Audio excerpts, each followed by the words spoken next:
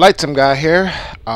Think today I'm going to take a break from my South America tour and do an aircraft review. And I just went to flight shop, fspilotshop.com, and just picked the first thing that I saw. And what I have here is the PA42 Piper Meridian. It's a single engine turboprop, low wing design, retractable gear, and I figured it's from Carenado, by the way, and I figured I would do a quick review on this bird. Alright, so not gonna spend a lot of time going over the detail and modeling and whatnot. It's a Carenado plane, so we've come to expect a certain level of quality from Carenado, and it looks good on the outside. Let's do a Shift E. Shift E, there's the door. And if I had easy lock on here, I could walk inside and look around.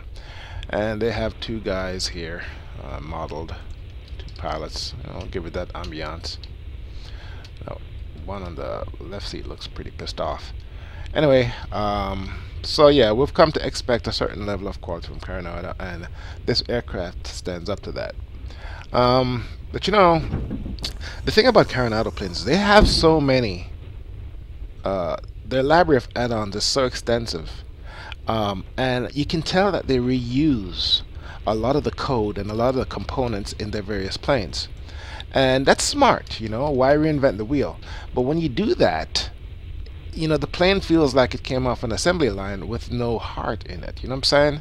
It's like real air aviation. The outfit that shut down is like 2 or 3 people, but they put their heart and soul in their add-ons, so when they put out something, it feels like a work of art.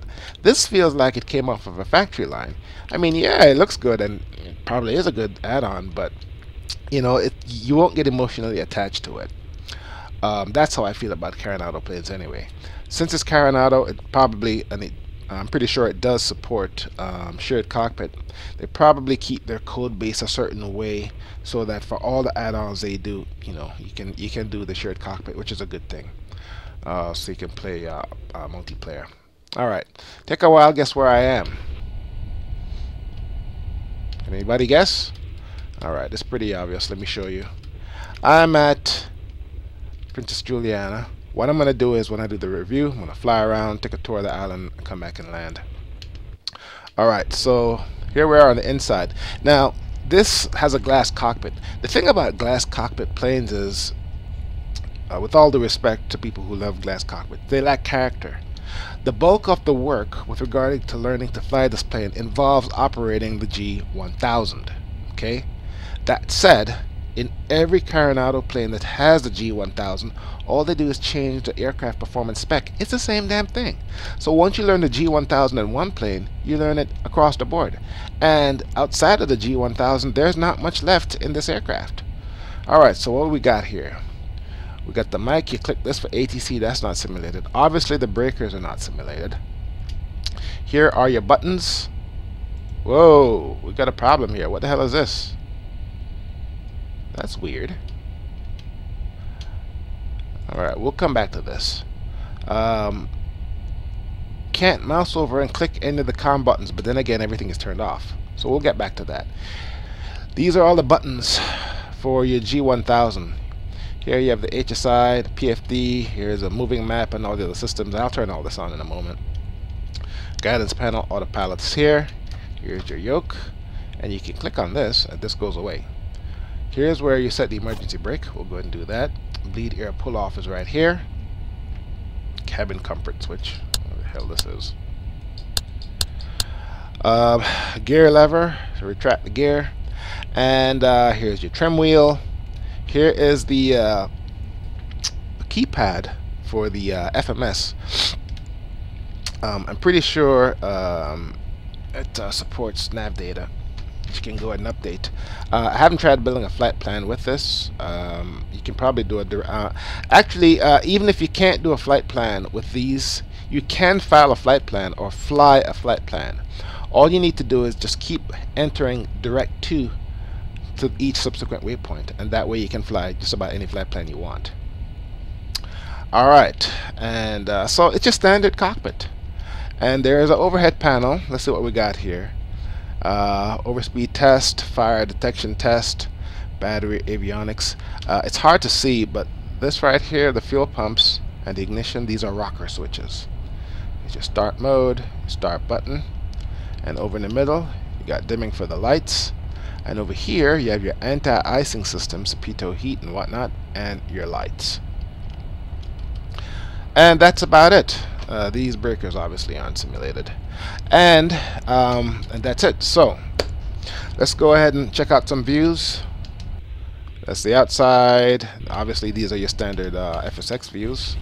The A views, the views that you get with your A, that varies with the aircraft that you buy. So in this case, this takes you to the co-pilot. This takes you to the center and the left PFD. That's your center pedestal, and that's your overhead. This is wing view. Wing view is very important. You always want your wing view. You want to capture this whenever you're landing. And this is the cabin. And here we're back here. Okay. Now, this is the most important thing to take away from this review. Okay. This does not look like the traditional propeller controls. Normally you have the black one for the throttle, a blue lever to control the propeller angle, and a red lever for the fuel cutoff. Now this is a turboprop, so there is no fuel cutoff, not in the traditional sense. The fuel cutoff is this knob right here. Here's where you open and close the fuel shutoff valve. This is your throttle. Okay, this friction, they simulate it in that you can move it up and down, but I don't think it does anything. What this does, and I'm right clicking and left clicking here, what this does is, I think, and somebody can correct me, this sets the friction level of the actual throttle lever, because in flight the vibration can cause this to move up or down, and this friction thingy holds it in place. So if you want to maintain a certain power setting, you set it there and then you move this up and it stays there. But obviously, being a simulator, you don't have that issue. Okay, this manual override is not simulated. This is where things get a little bit tricky. Now, it's red, so you think that this is fuel cutoff, right? Well, if your throttle, if your Cytec throttles are mapped to a traditional piston aircraft, like I said, you have the black for throttle, the blue for the propeller angle, and the red for the mixture. In the Piper Cheyenne, black and the blue works just fine, but in this case, this red, this condition lever actually controls the propeller governor, and it controls the prop angle, so it's a little bit twisted. So this one here, and with the Piper Cheyenne, which is made from digital aviation, when you move this back and forth, you can actually see the propeller angle twist.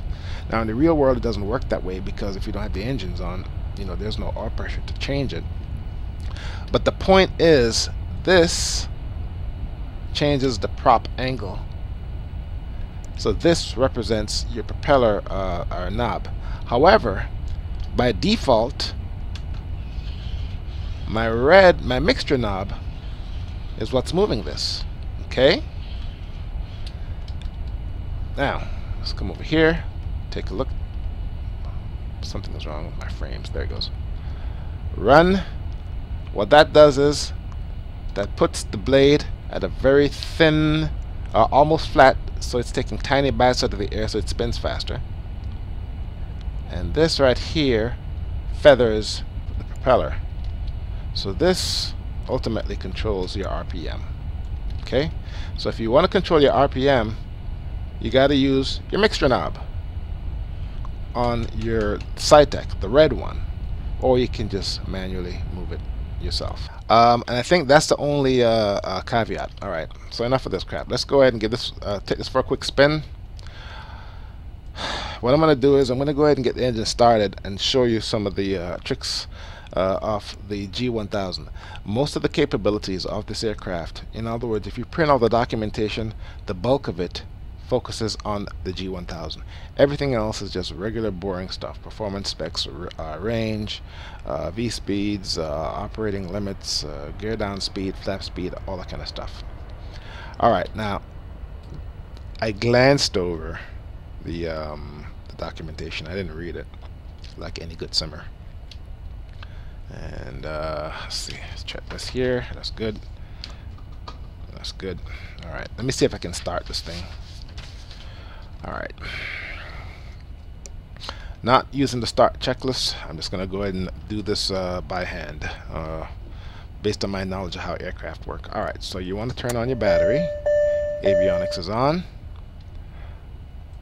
Fire, fire, fire, fire. Okay, that works.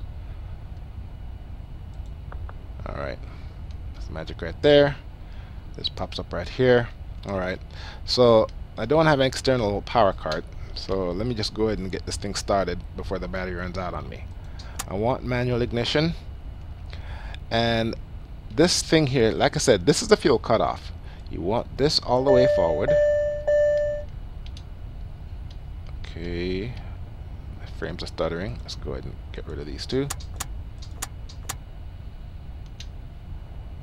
And now that I have the power on, I can actually mouse over my G1000 buttons here on the left with regards to communication and the nav systems. Alright. Alright, set this at idle. Conditions level all the way forward. Alright, fuel pump has to be on. It's on manual. Start mode. I'm not exactly sure what this is. Okay. Oh, I probably should put gas in the plane. Yeah, this is kind of low. Let me go ahead and do that. Aircraft. Now, one more thing. When the plane is loaded in FSX, by default, the fuel setting in the G1000 takes what's in the fuel setting in FSX. When I change the fuel setting now, it's still going to have the old fuel number with regards to computing, range, and all that kind of stuff. So you have to go into the FMS right here and change how much fuel you have on the plane. I'm not going to go into that today. So let me go ahead and do this. Aircraft, fuel and payload. Alright. Alright, let's see if I can get this thing started. Oops. Let me see what this is. All you have to do is mouse over this. Fuel shut off, open, cut to closed. Alright, let's see what happens when I try starting this. Alright, left click. You have to left click to open the thing, and if you wait too long it closes by itself. There we go. And it's turboprop, so you have to wait until this spools up. Turbo out there, and then give it gas. And there it goes. Alright, emergency brakes is on.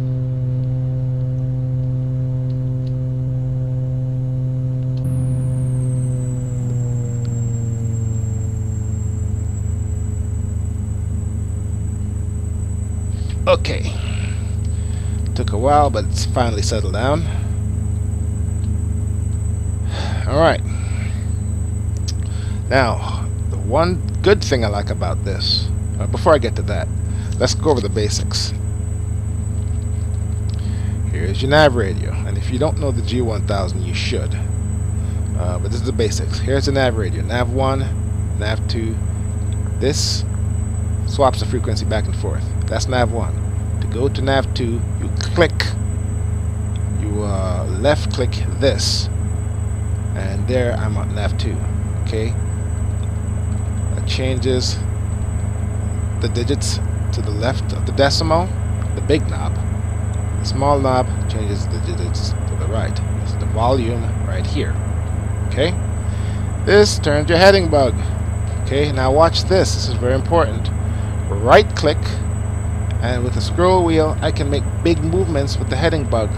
Right click again, and I can make small movements with the heading bug using the scroll wheel.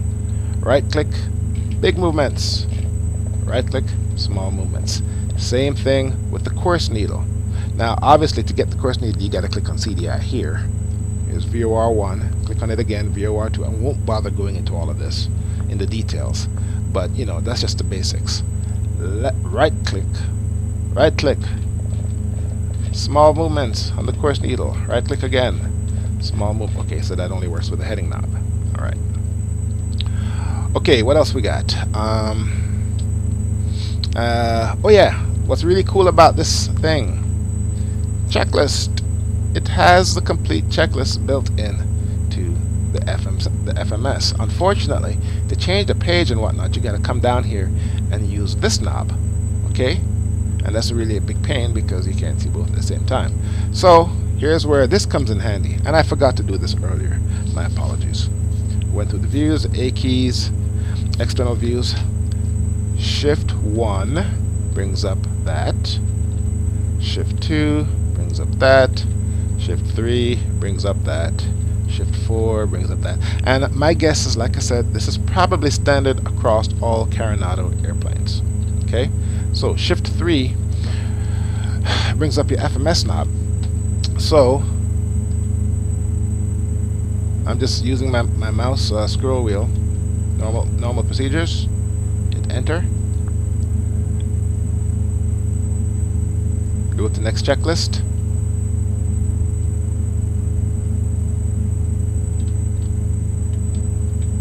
And here are your various checklists. Interior cockpit before starting engine, battery start, GPU start, before taxi, taxiing, and whatnot. So let's do one for the sake of running through a checklist. Before taxi checklist. Enter.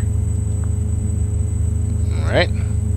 And then for each of these, avionic master switch, we know it's on, so we can just click. Is it this one here? Yes. And then bleed air valve, scroll to the next one, done. ECS switch, you gotta do it just right, done. Cabin comfort controls, done. I'm not gonna go through all of these. Flaps, we're not using any flaps. And blah blah blah blah blah. Then you can hit exit. And if you have problems, emergency checklists, just put it right up, and all your checklists are right here. Exit. Alright. Shift 3, get rid of that. Alright, let's take this bad boy up for a spin. Shift P, get a pushback, and see how this flies. Now, of all the various types of aircraft I have in my hangar, and trust me guys, I have a lot of aircraft in my hangar. This type, I only have two. This one, I just bought this one, and Lionheart Creators, they have their version of, I think, the Piper Meridian. Ooh, went too far. And I don't fly it simply because I'm not sure what it is about their software, Lionheart Creators. And they, you know, they make good planes, but they're always, you can't taxi them. It's just hard as hell to taxi. My gaming buddy Belgio, he went into the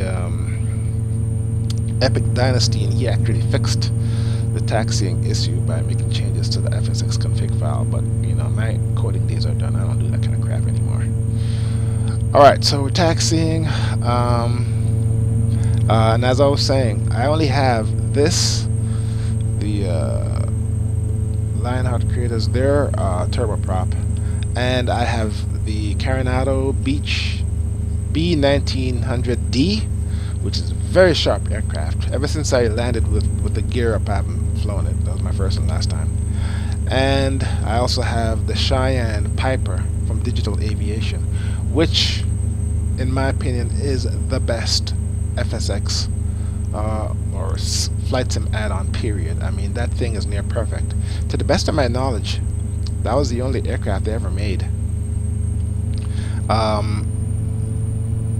They're supposed to be, Aerosoft is supposed to be releasing their CRJ, I think it's May 18th or May 17th, but that Digital Aviation, their twin turboprop Piper Cheyenne is outstanding aircraft. What the hell is wrong with my frames here? Okay. Alright. Rotate at around 90 knots.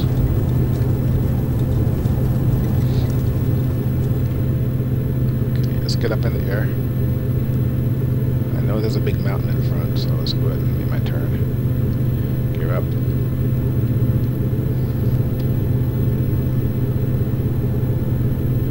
Alright.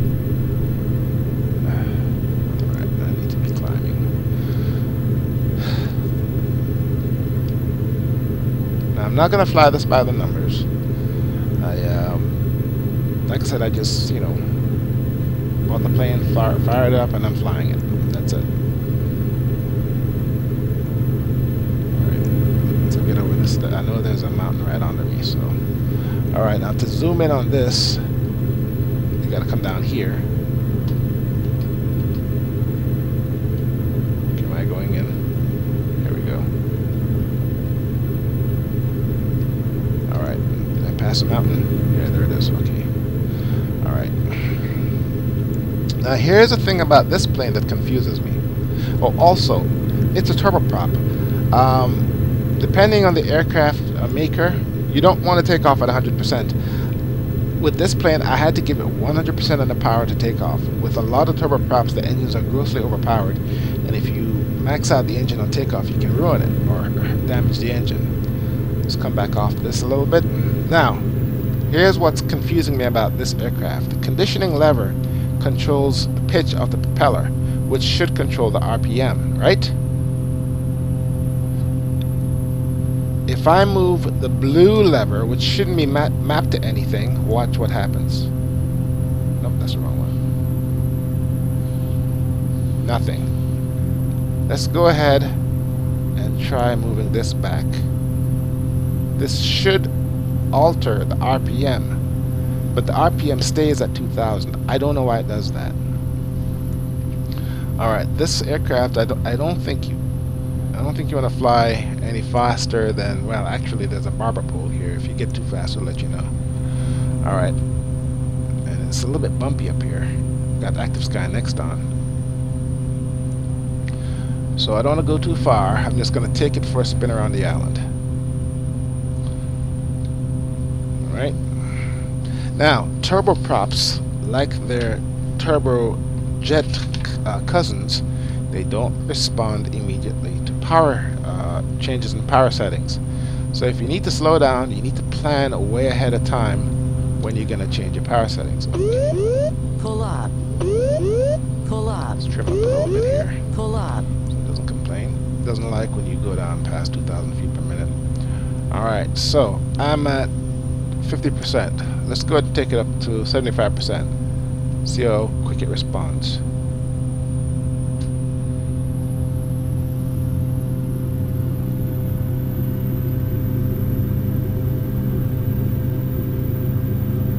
See, it took a while. Alright, don't want to get too high. Oh, and an interesting point. A lot of people ask, hey, whenever I fly and we're descending and we come down through the clouds, it gets all bumpy. Why does clouds cause turbulence? Clouds do not cause turbulence. Clouds are formed by turbulence. Whenever you look up in the sky and you see clouds, that's where the air is all bumpy. And the clouds are formed by turbulence, not the other way around. Alright, come off the gas. I'm going to keep my altitude around 2,000 feet. And like other G1000 aircraft, whether it's jet or whatnot, it is kind of boring to fly. This one, and I'm not sure if it's my simulator. No, it's just my rig, because my hard drive disk is going like crazy. But my frames, usually I get with add-on scenery upper teens, lower 20s. Occasionally this drops to the single digits. Microsoft recently released a big patch. It applied on one of my computers for Windows 10. I'm pretty sure that's what's going on. It's probably downloading the patch right now. So, okay, I'm kind of low. There's an airport right here. I discovered that one when I was touring Saint Martin. And it's pretty cool right between these mountains. I'm just gonna go ahead and circle around here and land on the main runway. But I need to be going higher. Alright, so let's try this out.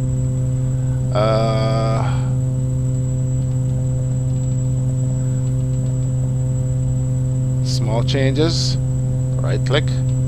Big changes, 3,000 feet. Alright, what's my heading? All I have to do is click on this and it should, there we go, set the heading right to where I'm going. And all I need to do now is turn on the autopilot and set the flight level change. Autopilot, heading, flight level change. Where's my flight level change? There it is right there. Too low terrain. Too low terrain. Yeah. Too low terrain. Give it some gas. And it should want to go up. There it goes. I'm climbing, so there we go. Gotta give it some torque. Now, like I said, the RPM, I'm not sure if this is simulated accurately, but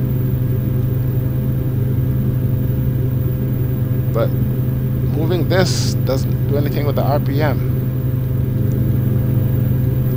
Okay, I think I'm leaving the mainland behind.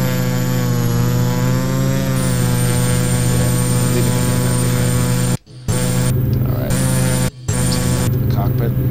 Alright, let's go ahead and make a turn. Okay, left click, small changes.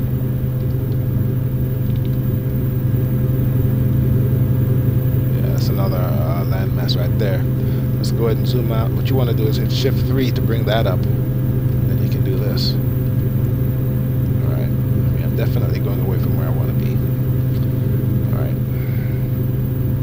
And it's going to slowly go up to 4,000. But in the meantime, let's go ahead and left click. Make changes. Take it to about there. Let's go west. There we go.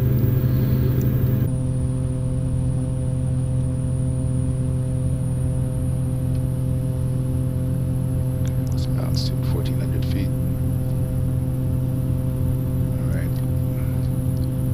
I'm off. There's a runway right there. Still not lined up with it. Alright. Alright. I should be doing this right in the first place. Let's go ahead and set the runway heading here.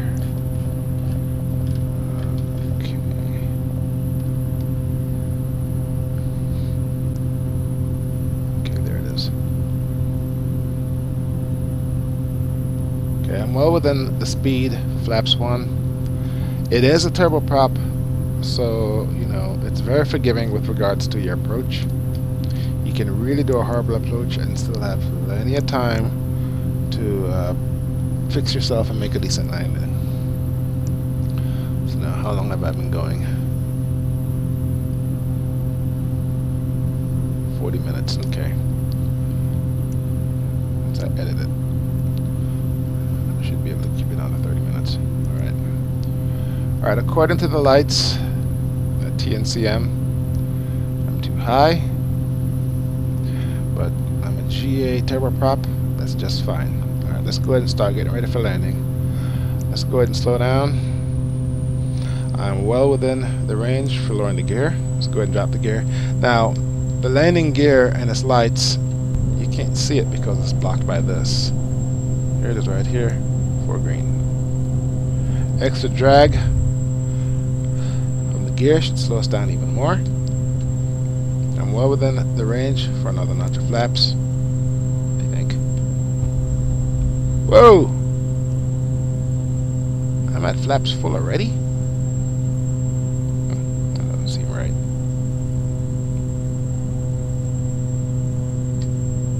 Alright, as far as these engines are concerned, torque number, I'm at idle. I'm already below the glide path, so let's give it some gas.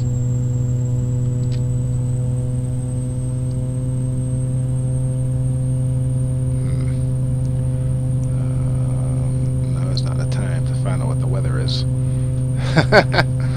For all I know, I could be landing the wrong way. For red, you're dead. We'll get a weather briefing when we get back.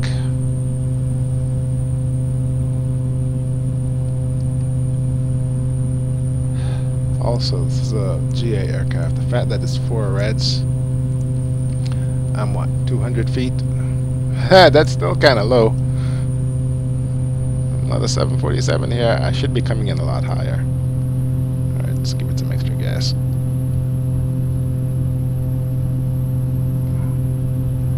So not exactly a textbook landing, but whatever.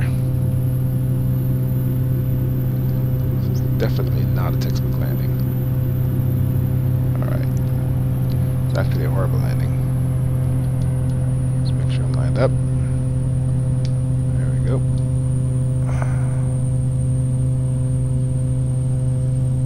Slowly we can grab the propeller or the engines, and I can just go ahead and install it on the runway like so. Alright. And it does have this.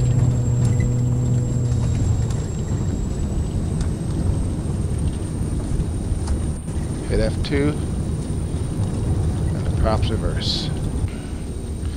My hard drive light has been going non-stop since I started this damn thing. Obviously it's Windows.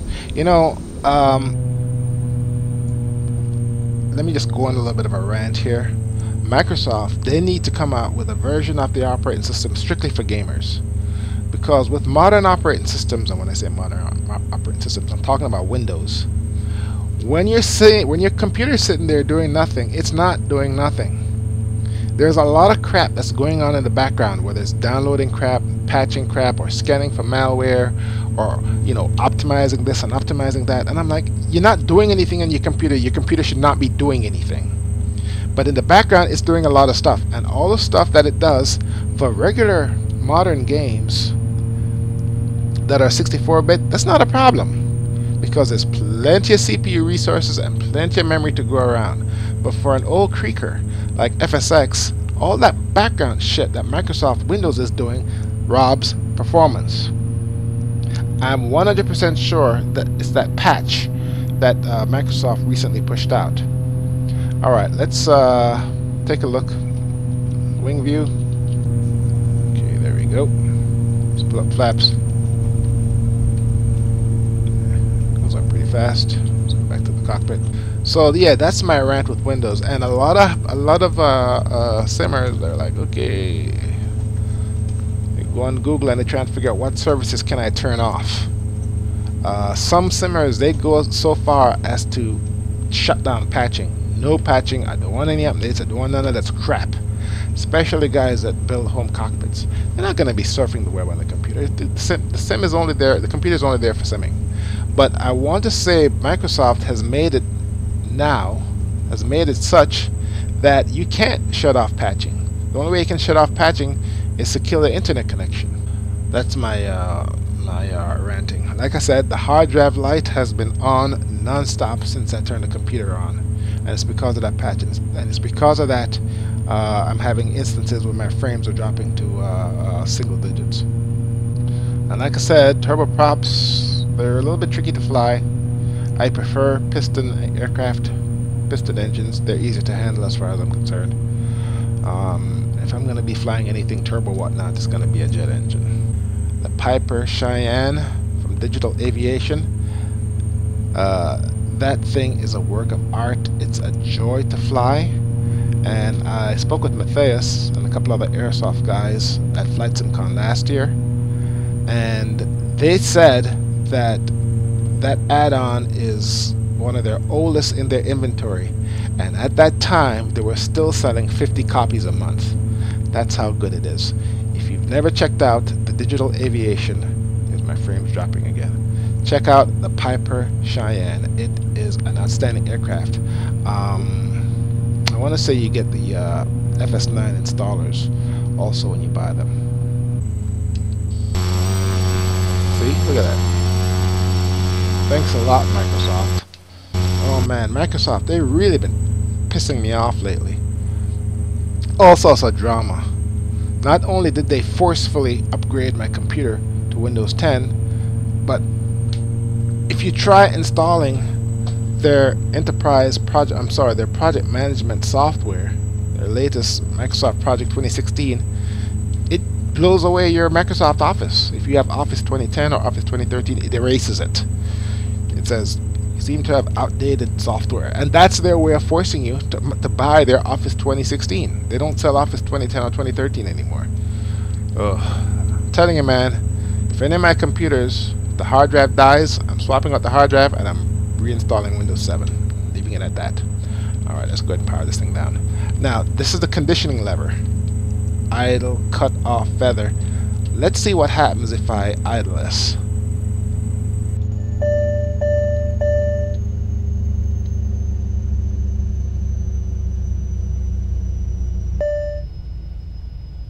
Okay. It shuts off the engines. Let's go ahead and turn that off. And that to me makes no sense, because this is the fuel cutoff. And I googled what the conditioning lever is, and it said it changes the prop angle. So if someone can explain that to me, I'd appreciate it. Otherwise, turning everything off is kind of easy. You just hit the battery master. There's not much else to turn off. Glass cockpits make everything easy. Alright, so that's it for the Carenado Piper PA46 Meridian. Good aircraft, nice for you know, doing a shared cockpit. But if you have that kind of money to spend, 39 bucks, you'd be better off buying something else, in my opinion. So, otherwise, it's a decent add-on to my hangar. Alright, that's all I have. Flightsimguy here. Thank you very much for watching. I'll see you next time.